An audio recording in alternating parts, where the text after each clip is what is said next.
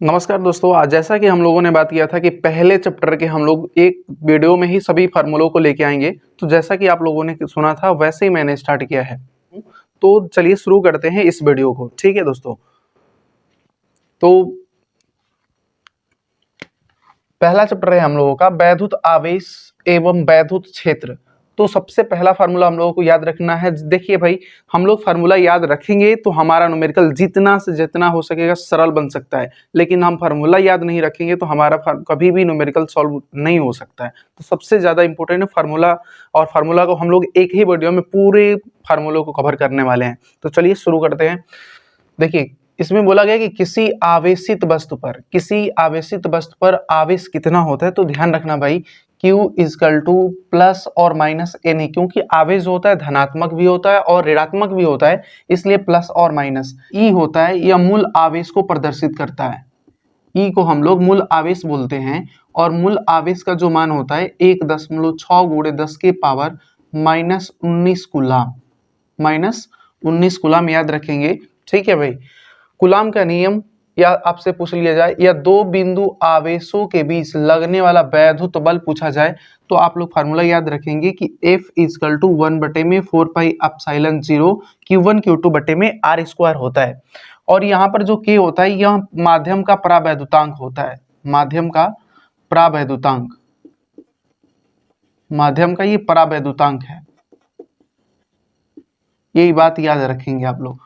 उसके बाद से ये वैद्युत बलों के लिए अध्यारोपण का सिद्धांत क्या होता है भाई, तो ध्यान से समझेंगे। मान लो कि कहीं पर ऐसा सिचुएशन दे दिया जाए कि कई आवेश उपस्थित है और उनमें से किसी एक आवेश पर कुल वैद्युत बल पूछा जाए, तो सभी आवेश जो भी आवेश वहां पर उपस्थित होंगे, सभी आवेशों की वजह से उस बिंदु पर या उस बिंदु आवेश पर बोल सकते हैं कि वहां पर वैद्युत बल काम करेगा। और सभी वैद्युत बलों को जोड़ने के लिए हम लोग सदिश नियमों की सहायता से जोड़ते हैं, क्योंकि वैद्युत बल जो होता है एक सदिश राशि है, इसलिए इसको सदिश नियमों से जोड़ा जाता है।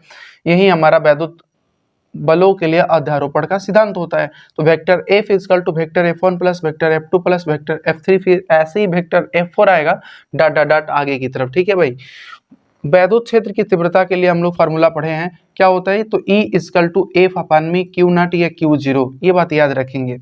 ठीक है, वैद्युत द्विध्रुव आघूर्ण वेक्टर P इजकल टू क्या होता है, तो याद रखना भाई Q गुणे 12। वैद्युत द्विध्रुव आघूर्ण vector P is equal to Q गुणे 12 होता है। आपको पता भी होगा कि जो वैद्युत द्विध्रुव होता है दो आवेशों से मिलकर बना होता है। एक यदि माइनस आवेश है तो एक सेम वैसे ही प्लस आवेश होगा। दोनों का परिमाण आपस में बराबर होते हैं, परंतु इनकी प्रकृति एक दूसरे के उल्टा होती है, एक प्लस तो एक माइनस होगा, और इनके बीच का जो डिस्टेंस होता है वह कितना होता है, 12। तो इन दोनों आवेशों में से किसी एक आवेश का परिमाण और उनके बीच की दूरी के गुणनफल को ही क्या बोला जाता है, वैद्युत द्विध्रुव आघूर्ण, याद रखेंगे। नेक्स्ट, विद्युत द्विध्रुव की अक्षीय स्थिति में उत्पन्न वैद्युत क्षेत्र की तीव्रता क्या होती है भाई, तो याद रखिएगा E is equal to 1/4 pi epsilon 0 2p बटे में RQ। ये P क्या है, तो वैद्युत द्विध्रुव आघूर्ण है भाई, याद रखना। एक और ऊपर भी फार्मूला है, याद रखना कि माध्यम की यदि कहीं पर विद्युतशीलता पूछ ली जाएगी तो epsilon is equal to epsilon 0 K होता है।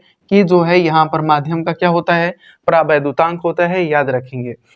विद्युत द्विध्रुव की निरक्षीय स्थिति में, ये अक्षीय स्थिति में था और ये है निरक्षीय स्थिति में उत्पन्न वैद्युत क्षेत्र की तीव्रता, याद रखिएगा vector E is equal to 1/4 pi epsilon 0 और P अपान में क्या होता है, RQ, P बटे में RQ। यहाँ पर भी P जो है वैद्युत द्विध्रुव आघूर्ण है। ठीक है भाई, अब ये लास्ट फार्मूला बचा, इसको भी ध्यान से समझेंगे। एक समान वैद्युत क्षेत्र में स्थित वैद्युत द्विध्रुव पर कार्य करने वाला बलयुग्म का आघूर्ण क्या होता है, तो याद रखना tau is equal to PE sine theta. ये बल आघूर्ण जो होता है उसको टाउ से डिनोट करा जाता है।